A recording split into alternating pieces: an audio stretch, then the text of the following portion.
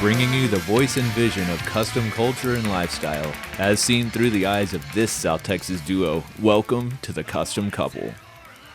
Steven Boggs, welcome to the Custom Couple. Thank you. So we caught you as you were coming home from work. I just got home a little while ago from work, and then today is Sam's first day back to work. So this week is rolling off to a great start. Yeah, that's for sure. So lots of adjustments. Yeah. Oh yeah, 100%. But Steven, thank you for being on the show with us. And once again, we have to give a lot of appreciation to your entire car club, because the Dragstrip Zombies have been absolutely supportive in everything that we're doing. So thank y'all. You know, they definitely, pull together. Oh, yes. And, I'm just a small portion of a much larger thing. I'm over here in Arizona trying to get Arizona built up, and it's definitely harder because everybody out here is already in a car club. Yeah. Yeah, we experienced that here. It's definitely tough, like starting something for real. So how did you get involved with them in the first place? A few years ago, for one, I had never been in a car club before. And I was just on Facebook and I searched car clubs in general. And I saw something about the Dragstrip Zombies, and I went to their main Facebook page and was checking it out. And it looked like something that, they really intrigued me because it had that whole family vibe to them. Mm-hmm. And so I reached out to Scott out there in Vegas, and me and him were talking, and we hit it off. And for never being in a car club before, I couldn't be happier. Yeah. What did you have at that time when you first joined? What were you driving in and then? When I first started talking to Scott, I had a 71 Chevy pickup that was given to me by my mom. Now, for the Dragstrip Zombies, it's 70 and older. But Scott and a few of the other guys out there, they all spoke and decided to let me be part of it. Yeah. So that's what got me started with them. Pretty much that whole time, I never got to drive my truck because I was busy rebuilding the engine, swapping engines, and then I sold it. That was, that was a dumb idea on my behalf. We've definitely done that. We have sunk some money into a few money pits that we then just ended up deciding to sell because we liked something else better. Yep. Well, that I can understand, but for me, I made a very stupid life decision. I moved to Florida, and my entire situation out there, I didn't have anybody to lean on or anything like that, so I had to sell the one thing that I knew was going to bring me some money, and that was the truck to bring me back home. So, and I had always told myself, even before getting rid of that truck, even before I ever thought about it, that I wanted a family vehicle, something that I could haul more than just myself and someone else. Yeah. And I was on Craigslist about a year and a half later, just seeing what was out there on the market, and came across the car that I have now. And honestly, I couldn't be happier. I've never had such a connection with a car that I have with this one. And that's the Mistress? Yes. Okay, so go ahead and tell us a little bit about this car. It's a 1966 Mercury Park Lane. It's got the breezeway option. So the very back window actually rolls up and down. It's electric. When I saw it on Craigslist, it was a month after the guy had posted it. And for the price, I really didn't think he'd still have it. So I contacted him and he said he still had it. So we were talking back and forth for a week. And I told him, I was like, I'll come take a look at it. He was 3 hours away. So I went with a trailer with the intention of getting the car. Paid $1,800 for the car. It drove right onto the trailer. And, it's once I got it home, I started researching more about it because honestly, I grew up around classic cars and always going to car shows and things like that. And I had never seen one, never heard of one, didn't know what I had just bought. No idea what I just bought. Did not know how much of a pain in the ass this thing was going to be to find parts. When I got it, the only thing that was missing because it was broken was the left front marker light lens. That was the only thing that was missing because it was broke out. And it took me 6 months of serious searching to find one. Wow. Oh my God. Yeah, so it's very hard to get parts for it. Yeah, that sounds like it, man. Of course, we all knew Fords and Mercurys and all that were building cars in the late 60s and into the 70s, and we get so caught up in all of like the early 50s stuff and the late the late 50s big fin stuff that something mid to late 60s, like you almost think the more popular stuff then was muscle cars, your Camaros, your all of that. So like to pick up a late 60s Mercury that it really I've only seen yours. I've yet to see another one similar to it, other than like some of the early '60s stuff that kind of had that same back window. Exactly. But and because I'm part of a couple different Facebook pages that deal with those cars specifically, and for my year, the 1966, there's a total of 356 or 54 that are still registered on the road. Oh wow! Now that consists of the Mercury Montego, the Monterey, the Park Lane, and the convertible.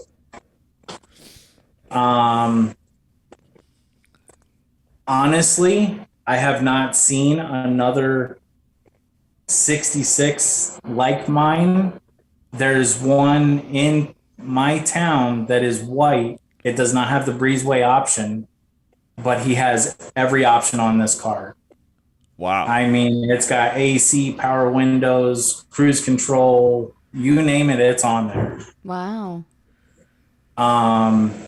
It's back in 66, they made 8,696 of them.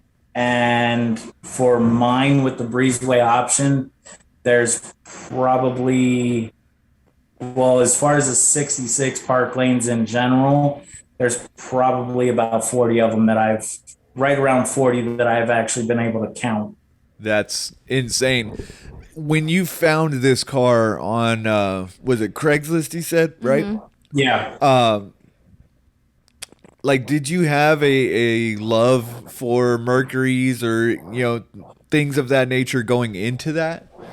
Honestly, I'm a Chevy guy. I mean, when I was a kid, okay, my dad went across the street and spoke to the neighbor because they had the 68 Plymouth Satellite. That was had no interior. You know, it was nothing fancy, nothing to look at, but my dad loved the car. Mm-hmm. So he bought it, and I remember growing up working on it with him, and you know, it was his hot rod. Mm-hmm. I mean, I remember doing 168 miles an hour on I-10 in the passenger seat as a kid, and I'm like, okay, this is fun. But that was the only Dodge that I was ever part of, and then I just was always a Chevy guy, so never really got into anything else. And then I found this, and I'm like, okay, I don't know shit about this car.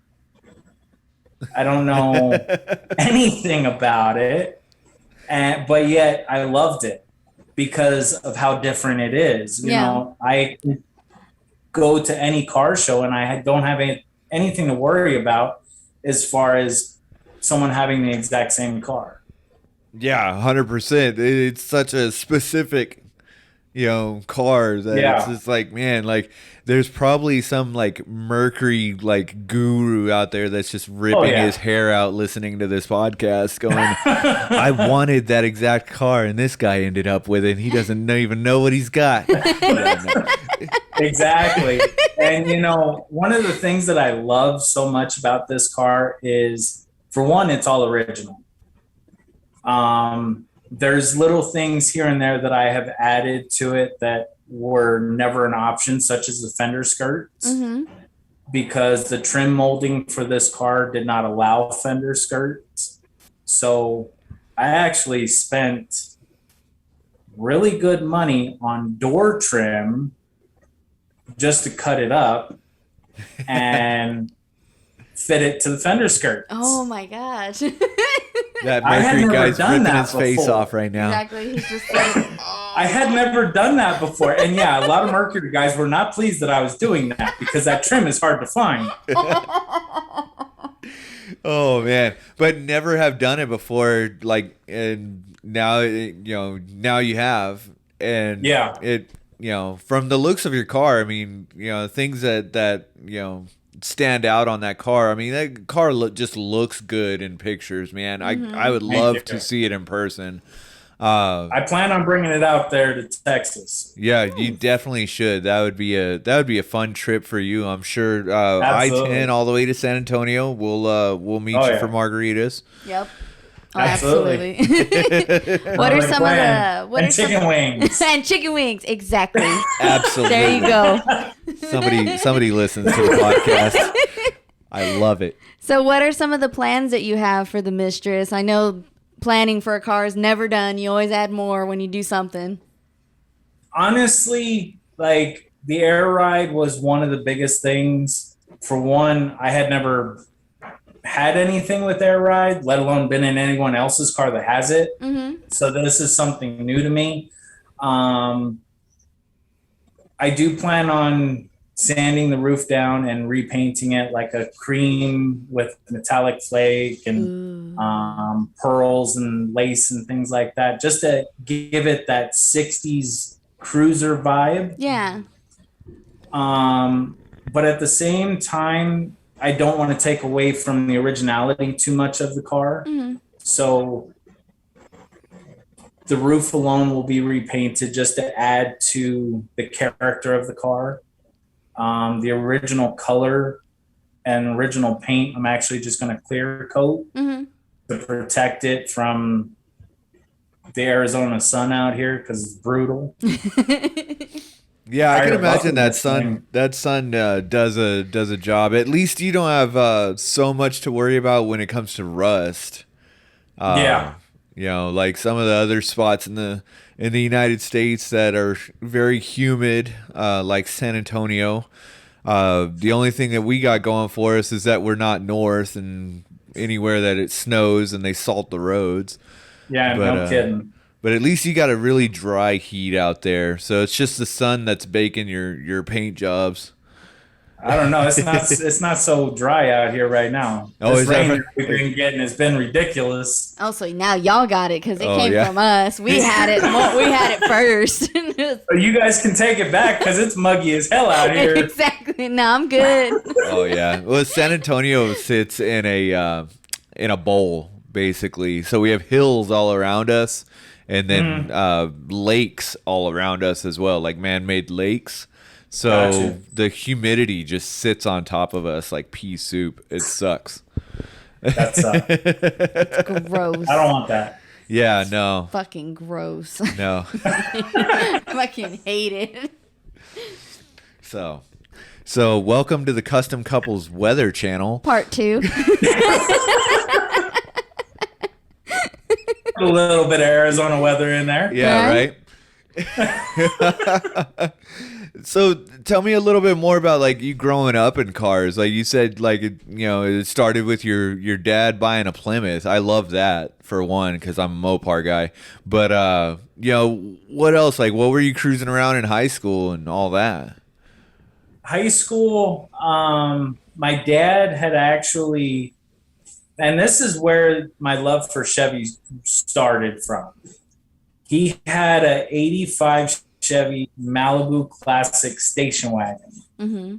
And he had actually went and bought himself a 88 Ford T-Bird Turbo Coupe Oh wow. and gave me the station wagon. Now, at first, I was like, I really don't want to drive a station wagon. But in all honesty, that's where my love for station wagons really came from, because since then, I've just loved big cars and especially station wagons. That's, to me, the epitome of a family car. Mm-hmm.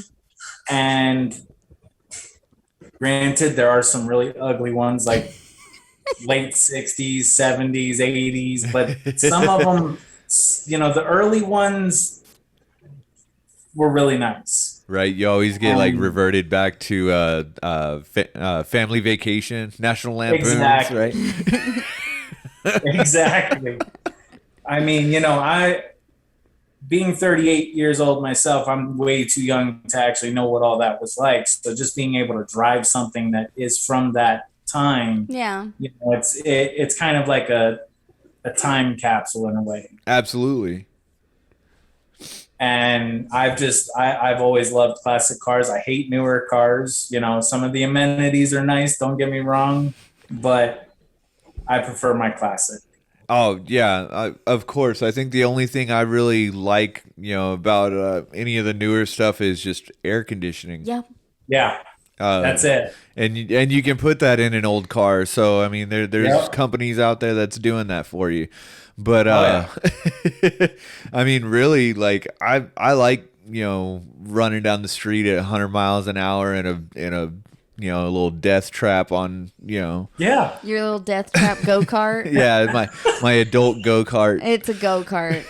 It has no key. It is literally a push start button. Yeah, It's a I just go-kart. Flip a couple switches and hit a button, and I'm cruising. And Ain't nothing wrong with that, though. Oh, yeah, You no. got little. no, it's fun. I Exactly. love it. As far as the new stuff goes, it's like, yeah, it's cool to have something that's reliable that'll get you to work on time. Yeah, but it looks a lot cooler when you show up in something badass. Yeah, so I'm late as hell, but it's badass. Yeah, don't get me wrong. I get it that it's probably the new what the car scene is going to become, but you go to these car shows these days, especially out here. I don't know how it is everywhere else, but I know here in Tucson, you go to car shows and it looks like a dealership parking lot.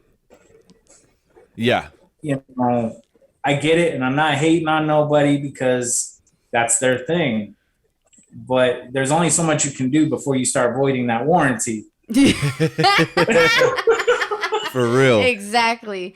There's And there's I actually don't know a clause. why, but I don't know why. Matt, maybe you can tell me. You're a Dodge guy. Why is it everybody's running around with them little bumper guards still on the front of their cars? Because that bumper costs enough that they don't want to mess it up. Exactly. Oh, it looks ridiculous though. I know exactly what you mean. Yeah, the other thing too is like one of our favorite memes out on the internet right now is the little girl saying, "My mama says that your car club looks like regular ass traffic." I remember seeing that. Yeah, no, I totally love it. I mean, yeah, I had the conversation with Brian Darwas on one of our previous podcasts where we had talked about, you know, the fact that the kids right now, like, you know, they might be fixing up a 90s car, and to us, like, still new. That's still new. Like that's not anything going on, but like, you know, to that kid that's actually, you know, taking this 90s car that he could actually afford, you know, a Honda, a Nissan or something, right? And he's doing something with it. And like, you know, if you think about it, I saw another thing that just kind of boggles the mind a little bit, but you know, you think about the movie Back to the Future. Mm-hmm. You know, they went from the 1980s to the 1950s. So that would be like us right now going from now to back to the 1980s. Don't even say that. Don't even say that. No. No. So, you know, it's like, you know, we've been in that generation where it's like, you know, our parents are idiots, and now we're like, oh crap, they were right. Like we're just like coming to these realizations now. Yeah. But you know, the kids that are fixing up cars, you know, that are, you know, they might get into something cool later when they can afford one. You know, I'm still trying to afford one. Stupid.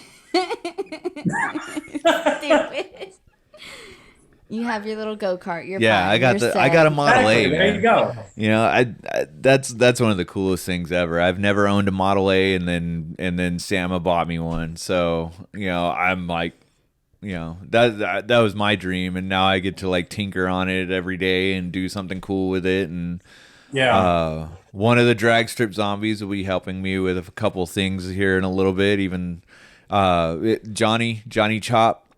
Mr. Johnny Plumber, thanks for sponsoring us. He's gonna help me throw some door latches into it because it's got suicide doors. So I've seen pictures and some videos of it on YouTube and everything, and it looks a little sketchy, but looks fun. Oh no, it's a death trap. It's for beyond sure. sketchy. Like, I don't even know, like, if we got pulled over, like, they're taking the car, they're taking us, they're taking everything with it. That is the sketchiest car ever. Like, I think one of the videos that I saw, it looked like there was a bungee cord holding the door that's shut. holding the door. Both of the doors. Both of them. Both of them. And it's not just like one holding, it's like looped through some of the holes so it can, like, it's extra tight. Like, it's very sketchy. I jump in through the back. I jump on the tire to jump inside because I can't pull those bungee cords back. It's too hard. So I was like, that's okay. I'll just jump in. Yeah, so there's no roof. So you just crawl in through the top. Yeah, no, it's sketchy. If we ever get pulled over in this car, like the car's going to impound and I'm going to the nut house for driving it. Yep, pretty much. Like that. Hey, but you had fun getting there. Yeah. Oh, yeah. 100%. So we got into. The seats aren't even bolted down. Yeah. Oh, hey, man. I've been there before. I've done that.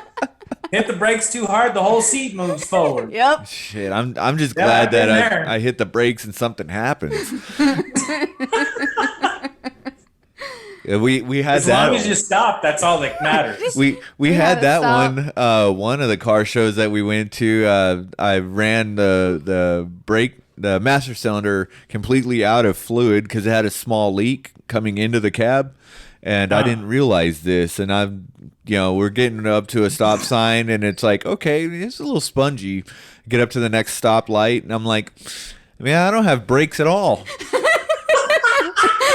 I don't know if I'm gonna stop in time. So yeah, I'm like, and it's automatic, so I can't like downshift, but I'm putting the car into neutral just so I don't have to like fight the transmission at all. Yeah. Oh, it was. Oh man, that was fun. That was super fun. So then we like figured that, you know, that's what the problem was. A friend of ours helped us out, threw some brake fluid in the cylinder, in the master cylinder, and bled it real quick right on the side of, you know, at his house actually. And then she drove it home. I was like, I'm not getting back in that thing. You can drive it. All he has to say is you can drive, and I'll immediately jump in it and drive. She will. I don't care. I look funny. Like, you know that move, you know, like when Cruella DeVille drives the car and she looks insane with all her hair? That's me. That's me. I look crazy. Like, oh my God. It's just so fun. It's so squirrely. That's why I like it, because it's so fucking nuts.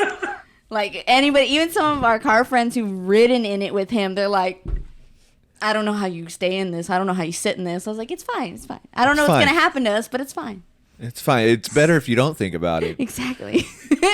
Yeah, the more you think about it, the scarier it gets. Exactly. Yeah. Or the more I have to worry that you're going to try to stop me from doing something. But Steven, tell us, you know, we got into it just a little bit with the stuff that you've done with the Mistress. But tell us what future plans that you've got. You know, you and I had talked a little bit about you're wanting to, you know, make a future out of cars. So tell us a little bit about that. You know, I grew up around cars. I have a passion for cars and making them stand out just a little bit more, whether it be in your face or more subtle, such as my fender skirts. Mm-hmm.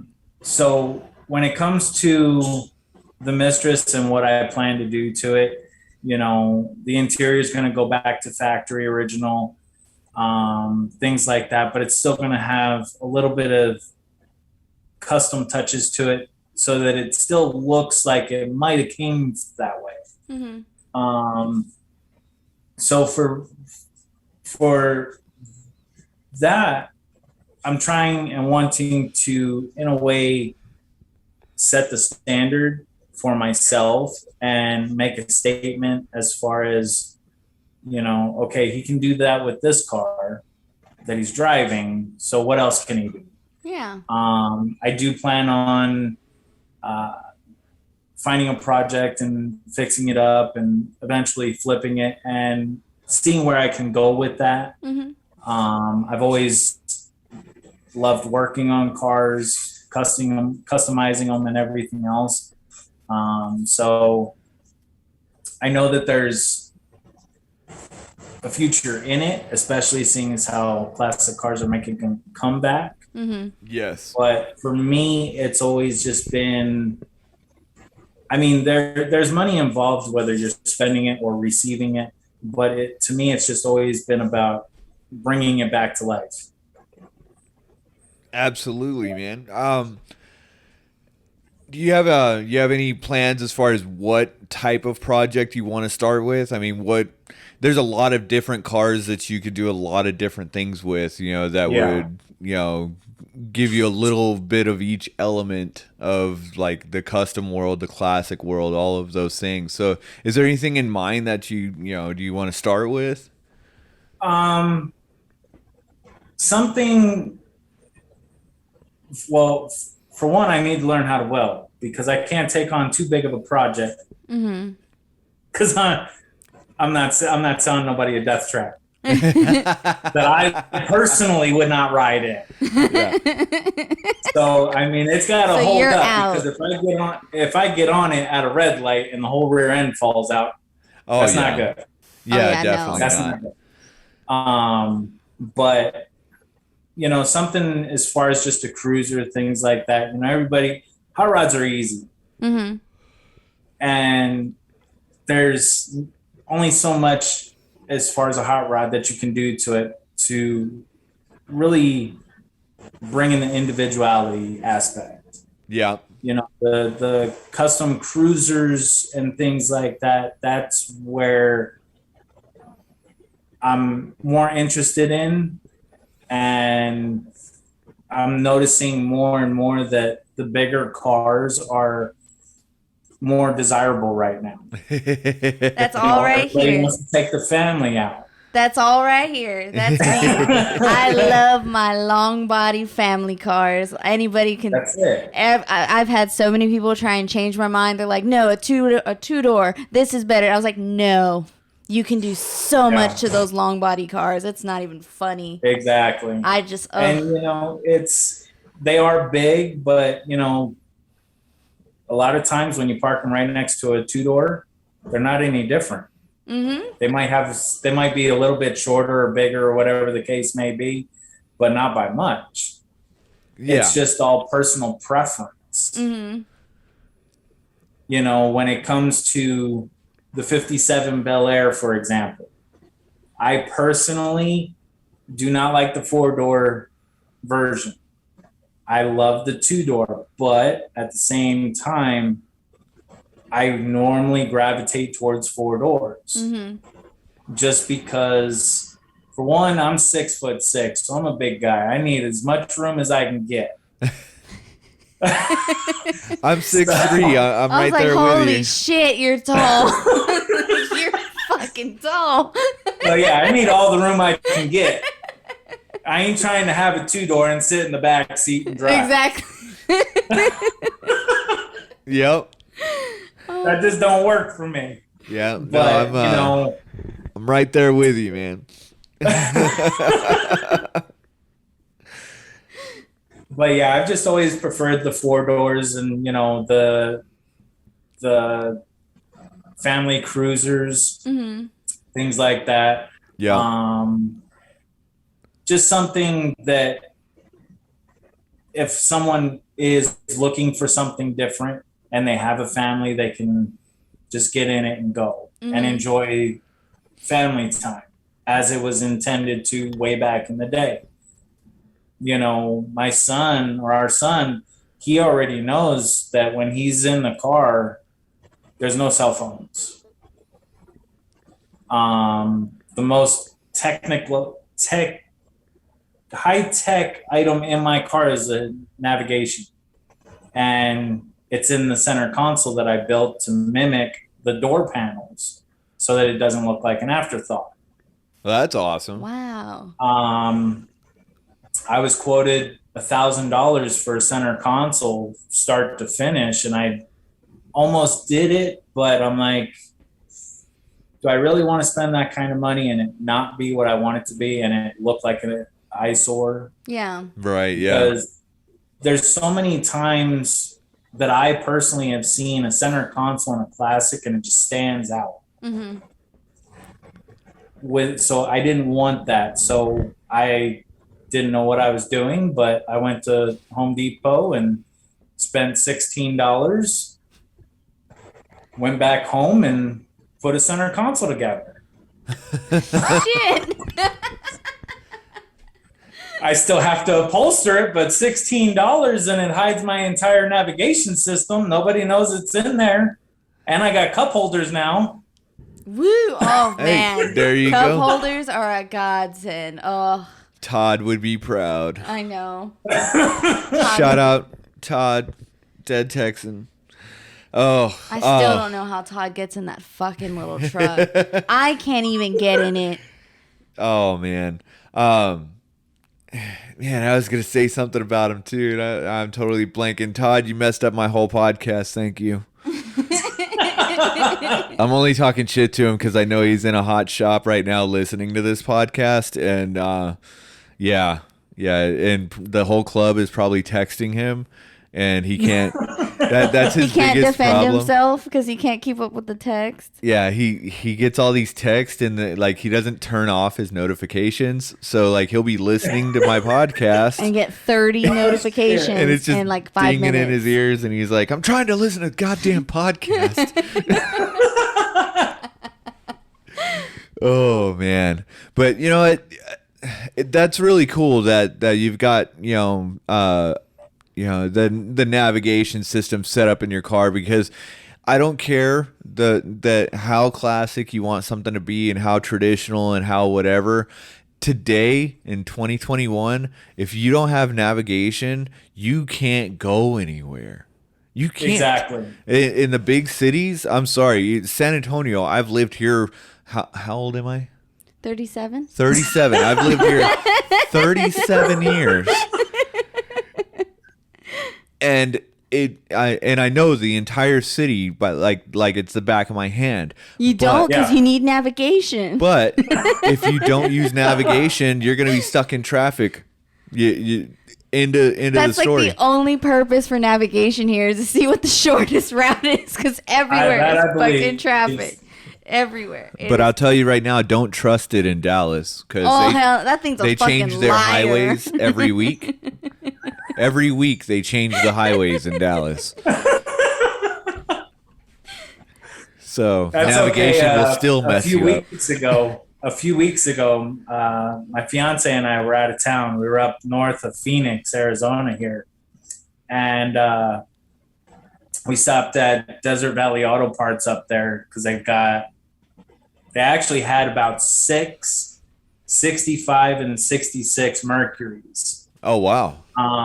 It's the most I had ever seen in one location in person. But we were leaving and we were trying to get back to the main interstate, and GPS, told us to go this specific route. So I'm following GPS and it takes me to a road that is blocked off with flowing water and boulders the size of our car. Oh my God. I'm like, no, I don't think so. Like GPS straight up tried killing us. I remember the early days of GPS, and it would take you to completely wrong addresses. And oh man, did you mean here? No, I didn't. So exactly. I was just trying to find an Arby's. God damn it. Oh my God. Yeah. Oh man. But I mean, it has gotten a lot better. Yeah, we use it a lot more for just navigating the traffic more than trying to knowing where to go. I know where to go. I know where I'm supposed to be. I need to know how quick I can get there. Yeah. If you ever ask me for directions, don't. Yeah. Just don't. I won't be able to tell you shit. If I didn't have a phone, I'd be lost all the time. I'm horrible at directions. Horrible at it. I'm like, nope. Put me at night trying to drive? Nope. Can't fucking do it. I won't see shit. I can't see at night. Not to be mean, but I kind of think that's a woman thing. Probably. I'm horrible at directions. My fiance can't give directions one bit. I'm supposed to turn right and or turn left and she tells me right.